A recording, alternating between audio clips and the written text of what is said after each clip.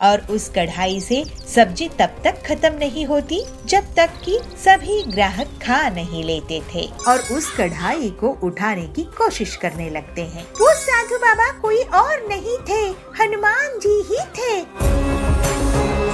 महादेवपुरी गांव के जंगल में पीलू अपना एक छोटा सा पराठे का ठेला चलाती थी। वो बहुत गरीब थी और उसका पति बंटी कबूतर फर्नीचर रिपेयरिंग का काम करता था। पीलू चिड़िया और बंटी दोनों हनुमान जी की भक्ति किया करते थे। वो लोग हर दिन हनुमान जी को भोग लगाते थे और राम नाम का जाप किया करते थे। एक दिन बंटी जब काम से लौट रहा था तब उस पर कुछ अनजान गुंडे हमला कर देते हैं और वो बुरी तरह से घायल हो जाता है। कालू कौवा भी पीलू की दुकान के सामने अपने खाने की दुकान चलाता था। वो ये सुनकर बहुत खुश होता है कि पीलू के घर मुसीबत आई है। हे हनुमान जी, ये क्या हो गया? इन्होंने किसी का क्या बिगाड़ा था? अब आप ही हमारी सहायता कीजिए। पीलू, दुखी मत हो, हनुमान जी के कारण ही मैं बचा हूँ, नहीं तो मेरी जान भी जा सकती थी। जी, आप सच कह रहे हैं। मुझे भक्ति में शक नहीं लाना चाहिए। मैं थोड़े गहने बेच कर आती हूँ जिससे आपका इलाज हो सके, क्योंकि अब मुझे भी थोड़े दिनों तक दुकान बंद रखनी पड़ेगी आपकी देखभाल के लिए। तो गहने बेचने से कुछ पैसे घर के काम भी आ जाएंगे। मैं तुम्हारे लिए और गहने बनवा दूंगा पीलू, मुझे बहुत बुरा लग रहा है। आप किसी बात की फिक्र मत कीजिए, हनुमान जी हमारे साथ है, बस यही काफी है। पीलू गहने बेचने के लिए जाती है, लेकिन बीच रास्ते में उसको वहीं अनजान लुटेरे मिलते हैं और उसे गहने लूट लेते हैं।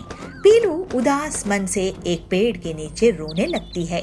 तभी वहाँ एक साधु आते हैं। बेटे, क्या हुआ? क्यों रो रही है? पीलू उन्हें पूरी बात बताती है कि उसके घर के कैसे हालात है। रो मत, तुम तो राम का नाम जपने वाली हो। मुझे राम नाम जपने वाले बहुत प्रिय है। ये लो एक कढ़ाई, इसमें तुम खाना पकाओ और अपनी दुकान में बेचो। इससे तुम्हारी मुश्किलें दूर हो जाएंगी। पीलू उस कढ़ाई को ले लेती है और घर जाकर बंटी से पूरी बात कहती है। फिर वो कढ़ाई में खाना बनाकर सबसे पहले हनुमान जी को भोग लगाती है। ये तो हमारे घर बहुत बड़ी मुसीबत आ गई है पीलू। वैसे भी हमारा खर्चा बड़ी मुश्किल से चलता था, अब तो ऊपर से गहने भी लुट गए। लेकिन अच्छा हुआ कि साधु महाराज मिल गए। हो सकता है उन्हीं के आशीर्वाद और हनुमान जी की कृपा से सब ठीक हो जाए। मुझे पूरा विश्वास है जी। फिर पीलू उस कढ़ाई में अपनी दुकान में सब्जी बनाना शुरू कर देती है, जिसको खाकर सभी उसकी बहुत तारीफ करते हैं। और उस कढ़ाई से सब्जी तब तक खत्म नहीं होती जब तक कि सभी ग्राहक खा नहीं लेते थे। पीलू ये देखकर हनुमान जी को और उस साधु बाबा को याद करती है। आपकी बहुत दया है हनुमान जी। जय सिया राम, जय सिया राम, जय सिया राम। अब बेटी पीलू, कितनी स्वादिष्ट सब्जी बनाई हो। ऐसी सब्जी हर रोज तुम हमें खिलाया करो। तुम्हारे हाथों में तो जादू है। हाँ हरिया भाई, ये कमाल तो सिर्फ पीलू दीदी ही कर सकती है। इनके खाने की जितनी तारीफ की जाए कम है। मेरे घर के लिए 5 प्लेट खाना पैक कर दो पीलू दीदी। पीलू की दुकान में कमाई होती देखकर कालू कौवा बहुत जलने लगता है। वो पीलू को नुकसान पहुंचाने के बारे में सोचता है। इसकी दुकान तो अब जोर शोर से चलने लगी है, मुझे इसकी काट निकालनी पड़ेगी, नहीं तो मेरी दुकान बंद हो जाएगी। इसके पास ये चमत्कारी कढ़ाई आई है कहाँ से? इसको मैं चोरी करवा लूंगा, उसके बाद ये लोग भिखारी हो जाएंगे। कालू उसी रात को उन अनजान बदमाशों से मिलता है और उन्हें पीलू के घर से कढ़ाई चुराने के लिए पैसे देता है। पीलू अपने घर में हनुमान जी की आरती करती है और बंटी को दवाइयाँ खिलाती है। इसके बाद दोनों पति पत्नी राम नाम का जाप करते हैं, खाना खाते हैं और वो सो जाते हैं। उनके घर अनजान बदमाश घुसते हैं और चुपचाप झांक कर देखते हैं। बंटी और पीलू आराम से सो रहे थे। वो सब अंदर आते हैं और उस कढ़ाई को उठाने की कोशिश करने लगते हैं, लेकिन तभी वो कढ़ाई अचानक से बहुत बड़ी हो जाती है और वो सारे बदमाश उस कढ़ाई के नीचे दब जाते हैं और चीख उठते हैं, अरे ये तो वही बदमाश है जिन्होंने मेरे गहने लूटे थे। पीलू की चिल्लाना देख बंटी उठता है और देखता है, इन्हीं लोगों ने मुझ पर हमला किया था। ये लोग साधु बाबा जी की चमत्कारी कढ़ाई चुराने आए थे। वो साधु बाबा कोई और नहीं थे, हनुमान जी ही थे। उन्हीं के ऐसे चमत्कार हो सकते हैं। हमें माफ कर दो हनुमान भक्तों, हमें तो कालू ने तुम्हारे यहाँ भेजा था। और फिर पीलू और बंटी पुलिस को बुलाते हैं और पुलिस उन बदमाशों को और उनके कहने पर कालू को पकड़कर ले आती है। बंटी और पीलू हनुमान जी से प्रार्थना करते हैं, हे हनुमान जी, आपकी दया अपरंपार है, आपकी जय हो। जय सिया राम, जय हो।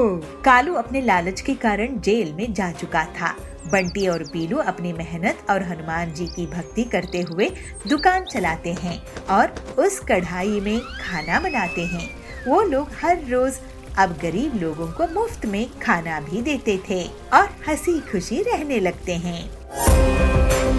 समोसे ले लो, गर्मा गर्म समोसे ले लो, स्वादिष्ट और ताजे समोसे ले लो। लंदनपुर में पीलू चिड़िया अपनी माँ बबली और अपने पिता टिल्लू के साथ रहा करती थी। टिल्लू समोसे का ठेला लगाता था। समोसे ले लो, गर्मा गर्म समोसे ले लो, स्वादिष्ट और ताज़े समोसे ले लो। एक बार खाओगे तो बार बार आओगे। तभी वहाँ पर सुंदरी कौवी आती है। टिल्लू भैया, मैं कब से आपका इंतज़ार कर रही थी, मुझे 4 समोसे दे दो। एक और ग्राहक उसकी दुकान पर आता है, हाँ भैया, मुझको 10 समोसे पैक करके देना। इस तरह से टिल्लू की आवाज़ सुनते ही जंगल के पक्षी उसके समोसे खाने के लिए दौड़ पड़ते थे और कुछ ही घंटों में उसके पूरे समोसे बिक जाते थे। दोपहर में पीलू चिड़िया अपने पिता के लिए भोजन लेकर आती है। पिताजी, आप लंच कर लीजिए, तब तक मैं समोसे बनाती हूँ। ठीक है बेटा, तू समझदारी से समोसे बनाना, तेल बहुत गर्म है। और फिर पीलू चिड़िया समोसे बनाने लगती है और टिल्लू भोजन करने लगता है। अच्छा पीलू, मैंने लंच कर लिया है, चल अब तू घर जा। लेकिन पिताजी, आपने तो मुझे इनाम दिया ही नहीं। अरे हाँ, मैं तो भूल ही गया था, ये ले तेरा इनाम। और टिल्लू पीलू को कुछ पैसे देता है। पीलू खुशी खुशी अपने घर वापस आती है। पीलू की माँ बबली उसका खाने पर इंतजार कर रही थी। आजा पीलू, खाना खा ले। इस तरह वे लोग हंसी खुशी अपना जीवन बिता रहे थे। एक दिन पीलू अपने पिता के लिए भोजन लेके जा रही होती है। तभी उसे सुंदरी मिलती है। अरे पीलू, तेरी माँ कहाँ है? आज तेरे पिताजी जब समोसे तल रहे थे तो गलती से उनके शरीर पर गरम गरम तेल डल गया। कुछ पक्षियों की मदद से वे अब अस्पताल में भर्ती है। तुम दोनों जल्दी से अस्पताल पहुंचो। फिर पीलू अपनी माँ के साथ अस्पताल पहुंचती है। डॉक्टर साहब, ये लो मेरा गुल्लक और इसमें से जितने पैसे हैं आप ले लो और मेरे पिताजी को जल्दी से ठीक कर दो। घर के पूरे पैसे टिल्लू के इलाज में खत्म हो जाते हैं। फिर 2 दिनों बाद टिल्लू को होश आता है। बबली अपने पति से पूछती है, ये सब कैसे हो गया जी? आज तक तो ऐसा नहीं हुआ था। आप ध्यान देकर काम नहीं कर रहे थे क्या? पता नहीं बबली, इतनी बड़ी गलती कैसे हो गई? इतने सालों में तो ऐसा कुछ भी नहीं हुआ था। ठीक है जी, जो हुआ सो हुआ, कम से कम आप बच तो गए। चलिए, डॉक्टर ने आपको आराम करने के लिए कहा है। लेकिन मैं आराम कैसे करूं बबली? घर का खर्च भी तो चलाना है। मेरे इलाज में कितने पैसे लगे होंगे और मेरी दुकान भी इतने दिनों से बंद थी। पिताजी, मैं अब से समोसे की दुकान संभालूंगी। मुझे समोसे बनाने आते हैं। आप बस आराम कीजिए और जल्दी से ठीक हो जाइए। पीलू की बात सुनकर, हाँ पीलू, मैं भी तेरी समोसा बनाने में मदद किया करूंगी। और अगले दिन से पीलू और उसकी माँ बबली समोसा बेचने लगते हैं।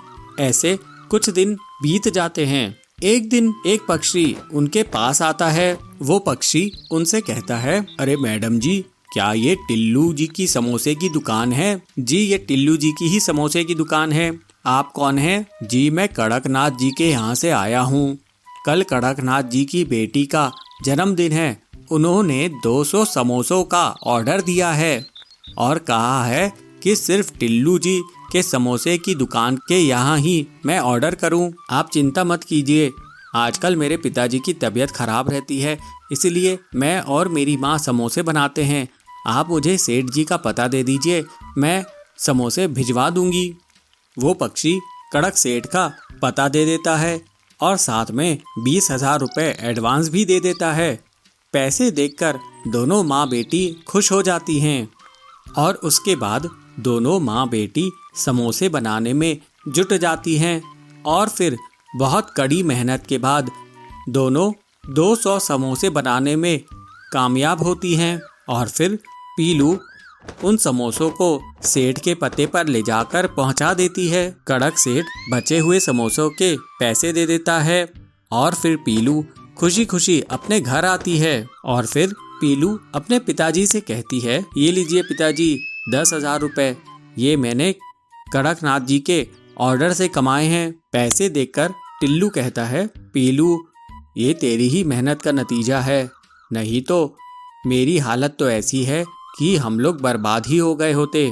कुछ दिनों बाद टिल्लू पूरी तरह से ठीक हो जाता है और फिर से समोसे बेचने लगता है।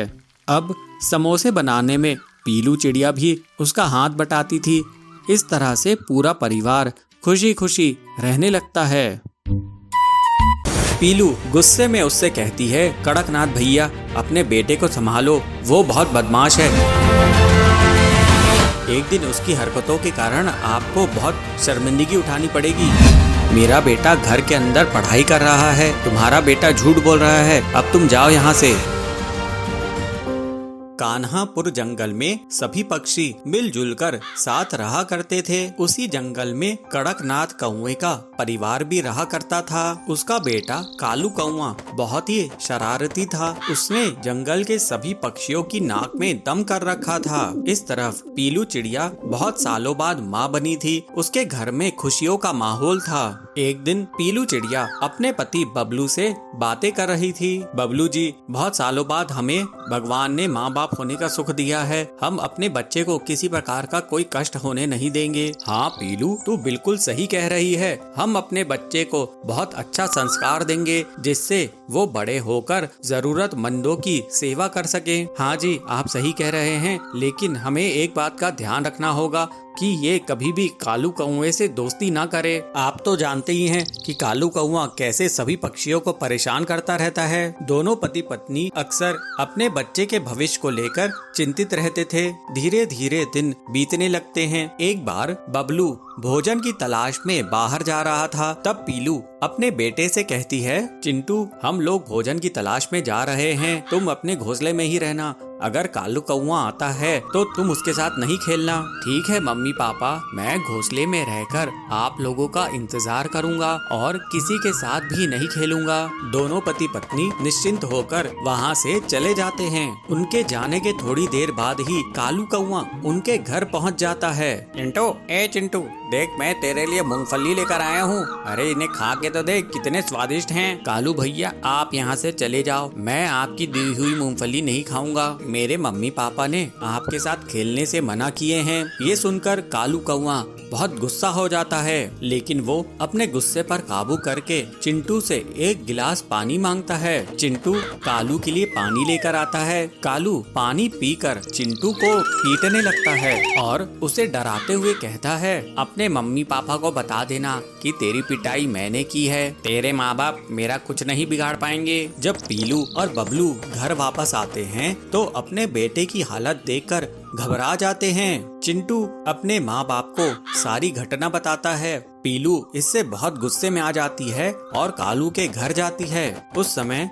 कालू का पिता कड़कनाथ घोंसले के बाहर ही बैठा था। पीलू गुस्से में उससे कहती है, कड़कनाथ भैया अपने बेटे को संभालो, वो बहुत बदमाश है, उसने मेरे बेटे को बहुत बुरी तरह से पीट दिया है। एक दिन उसकी हरकतों के कारण आपको बहुत शर्मिंदगी उठानी पड़ेगी। पीलू की आवाज सुनकर सुंदरी कौवी घर से बाहर निकलती है और कहती है, पीलू जब से तुम माँ बनी हो तब से तुम बहुत घमंडी हो गई हो। मेरा बेटा घर के अंदर पढ़ाई कर रहा है, तुम्हारा बेटा झूठ बोल रहा है। अब तुम जाओ यहाँ से। मेरा बेटा बहुत सीधा साधा है, तुम मेरे बेटे की आइंदा से शिकायत नहीं करना। इस तरह से सुंदरी पीलू को डरा धमका देती है और वहाँ से भगा देती है। कुछ दिनों बाद कालू कौआ फिर से बदमाशी के लिए किसी को ढूंढ रहा होता है। थोड़ी दूर में वो देखता है कि जिगरबाज का बेटा अपने घोंसले में अकेला है। उसे अकेला देखकर कालू उसकी बहुत बुरी कदर पिटाई कर देता है। जब इस बात का पता बाज को चलता है तो वो अपने साथियों के साथ कालू कौए के घर पर धावा बोल देता है और कालू कौए की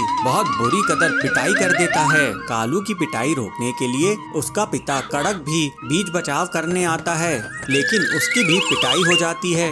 फिर सुंदरी सोचती है, अरे कालू, तेरी वजह से तेरी तो पिटाई हुई, तेरे पिताजी की भी पिटाई हो गई। तू बहुत ही बदमाश है।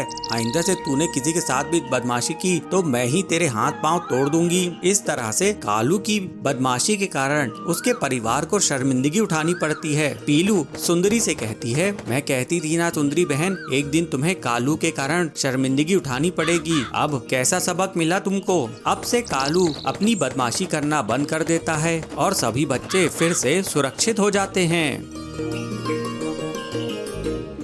और पुलिस की बाइक को ही चुरा कर भाग जाता है। ये सब बबलू अपनी बर्तन बाइक से देख रहा था। फिर वो तुरंत ही कालू कौवे का अपनी बर्तन बाइक से पीछा करने लगता है और उसे जोर से एक लात लगाता है। कालू की बाइक डगमगा जाती है और कालू जोर से गिर जाता है। बिलासपुर में बबलू नाम का कबूतर रहता था। वो किसी भी चीज से कोई भी सामान बनाने की हुनर रखता था, जैसे प्लास्टिक की बोतल से नाव बनाना, कार्डबोर्ड से सजावटी सामान बनाना वगैरह। ये बात उसकी माँ पीलू को पसंद नहीं थी। बेटा बबलू, तू हमेशा कुछ ना कुछ करता ही रहता है, लेकिन काम की एक भी चीज नहीं करता। आखिर कब सुधरेगा तू? तेरी शादी भी तो करवानी है। माँ, मैं काम करके जितना पैसा कमाता हूँ उतने में घर का खर्चा तो चल जाता है ना। तुम मुझे ताना कब बंद करोगी? घर खर्च का जितना पैसा आता है उतना तो तू घर के सामान से फालतू की चीजें बनाने में लगा देता है। घर की पूरी बोतल्स, घर की अलमारी की लकड़ी सब बेकार गई। मैं इतनी मेहनत मजदूरी करके घर चला रही हूँ और एक तू है कि सारा सामान कबाड़ा कर देता है। माँ, मुझे कुछ दिन और दो, तुम जरूर एक दिन मुझ पे गर्व करोगी। भगवान करे वो दिन जल्दी आए, नहीं तो तू तो हमारा घोंसला ही बिकवा देगा। इस तरह से कुछ दिन और बीत जाते हैं। एक बार बबलू के घर में बर्तन दिखाई नहीं दे रहे थे तो उसकी माँ उसे आवाज लगा के कहती है, बबलू, ओ बबलू, कहाँ है तू? हाँ माँ, क्यों आवाज दे रही हो? बताओ क्या काम है? बेटा, लगता है घर में चोरी हो गई है। एक भी बर्तन दिखाई नहीं दे रही है। चल हम पुलिस स्टेशन में कंप्लेंट करते हैं। नहीं माँ, बर्तन कहीं नहीं गए हैं। आओ अपने घोंसले के पीछे चलो, मैं तुम्हें दिखाता हूँ। फिर बबलू अपनी माँ को घोंसले के पीछे लेके जाता है और वहाँ बर्तनों से बनी एक मोटरसाइकिल दिखाता है और बबलू कहता है, माँ ये देखो, है ना कमाल की चीज। अरे नालायक, ये क्या कर दिया तूने? अब मैं घर का खाना किसमें बनाऊंगी? ये बर्तन की बाइक कौन चलाएगा? तू तो मुझे बर्बाद ही कर देगा। तभी वहाँ सुंदरी आती है। अरे पीलू, ये बबलू को क्यों मार रही हो? इसने ऐसी मोटरसाइकिल बनाई है कि सब इसे देखते ही रहेंगे। नहीं सुंदरी बहन, ये बबलू पता नहीं कब मुझे तंग करना बंद करेगा। जंगल में कालू कौवा मोटरसाइकिल बाइक्स चोरी करता था। घर से या बाजार से वो बाइक चुराने में कामयाब हो ही जाता था। पक्षी उसकी कंप्लेंट लेकर पुलिस बाज के पास पहुँचे। इंस्पेक्टर बाज जी, हमारी बाइक रोज चोरी हो रहे हैं, आप कुछ कीजिए ना। औजार तो मेरे 5 साल में बेटे की बाइक भी चुरा के ले गया। मैं तो लुट गया इंस्पेक्टर भाईजान। लगता है ये काम कालू कौवे का है। एक बार हाथ लग जाए तो मैं उसे बड़ी जेल में डलवा दूंगा। लेकिन उसके लिए आपको कितना टाइम लगेगा इंस्पेक्टर साहब?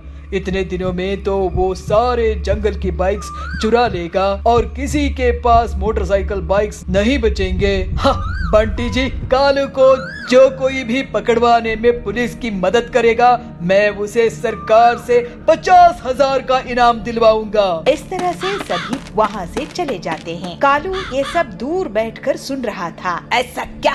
मुझ पर इनाम? अब मजा चखाऊंगा इन पुलिस वालों को। मैं इनकी ही बाइक चुरा के भाग जाऊंगा और इन्हें पता भी नहीं चलेगा। थोड़ी देर बाद ही पुलिस स्टेशन में कालू कौवा मच्छर मारने की दवाई से धुआं कर देता है और पुलिस की बाइक को ही चुरा कर भाग जाता है। पुलिस बाज का सर चकरा रहा था, वो कुछ नहीं कर पाया। ये सब बबलू अपनी बर्तन बाइक से देख रहा था।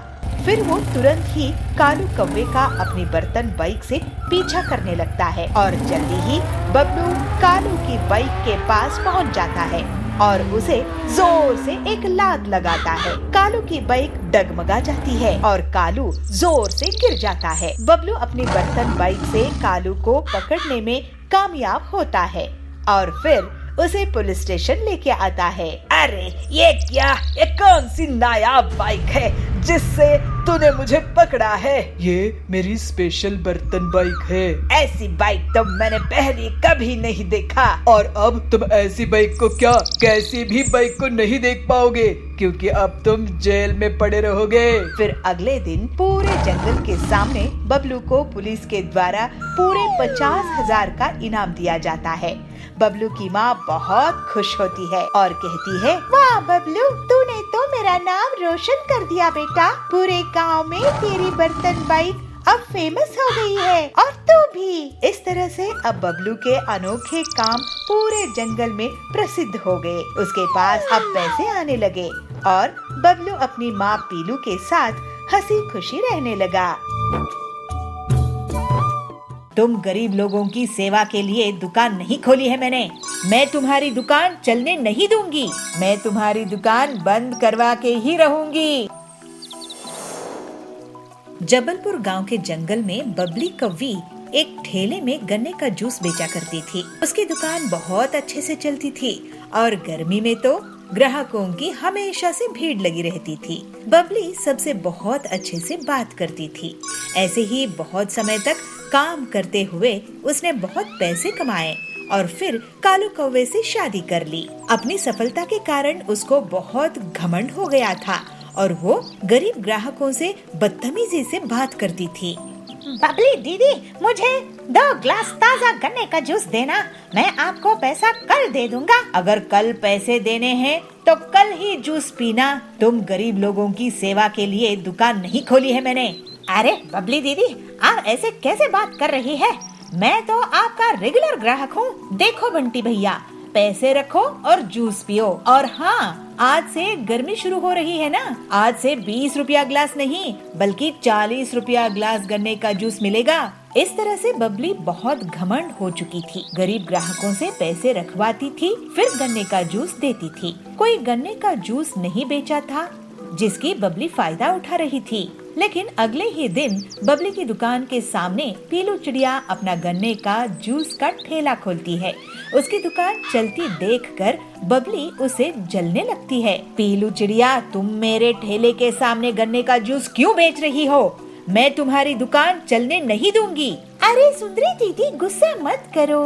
जंगल में इतने ग्राहक हैं कि हम दोनों की दुकान अच्छे से चल सकती है।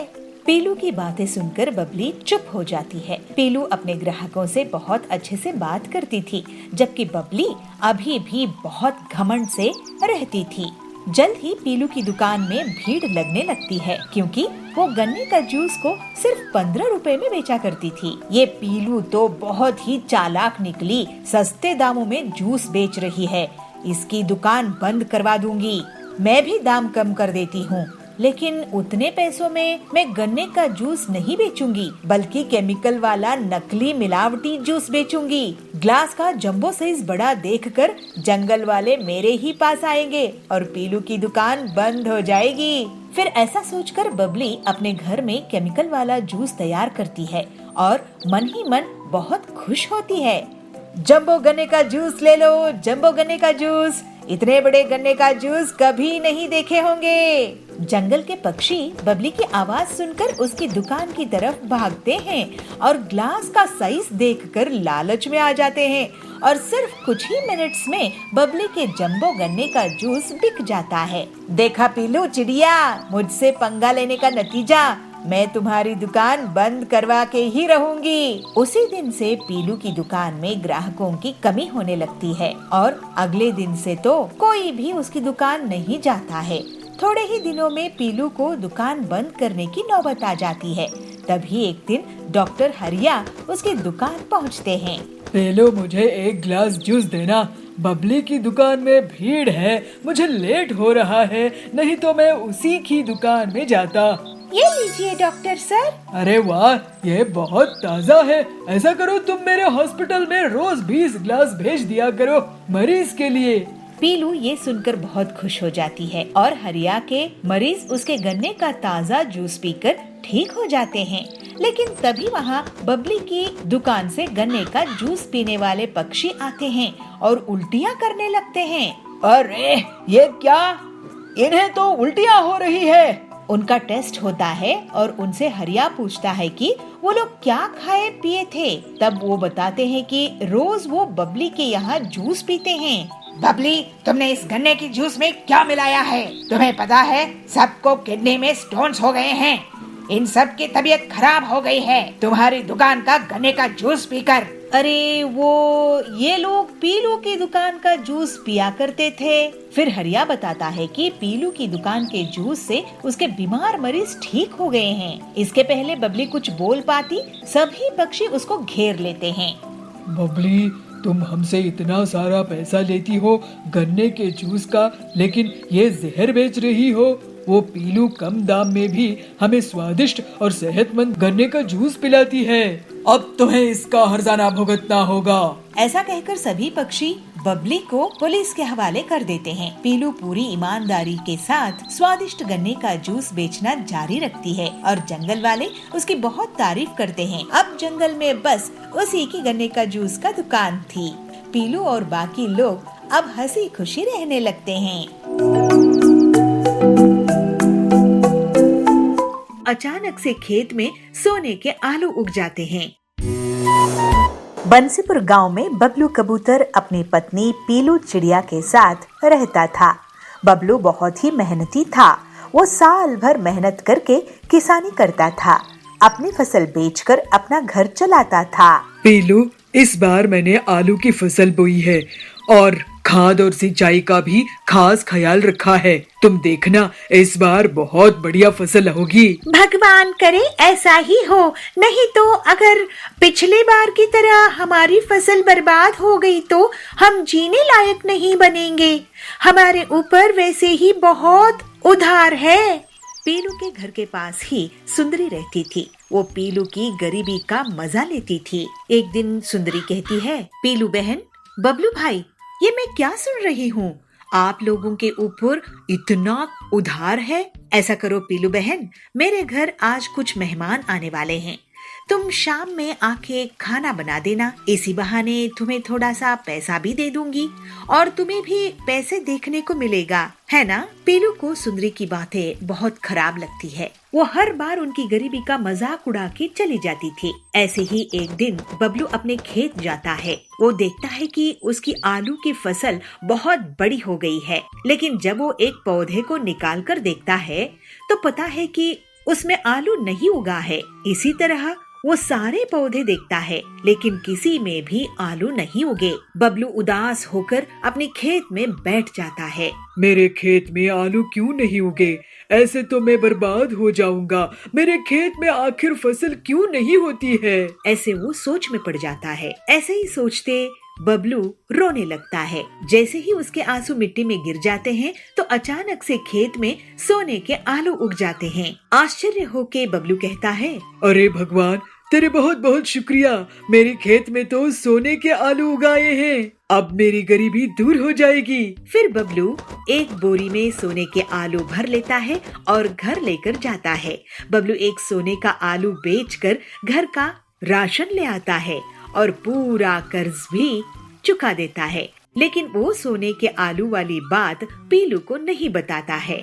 एक दिन सुंदरी उसके घर आती है। क्या हुआ, इस बार तुम लोग आलू की फसल नहीं बेच रहे हो क्या? इस बार भी तुम्हारी फसल बर्बाद हो गई है? ऐसा है तो तुम लोग तो सड़क पर आ जाओगे। नहीं, इस बार फसल बहुत अच्छी हुई है। नहीं नहीं पीलू, बबलू इस बार फसल बिकाने के लिए बाजार गया ही नहीं।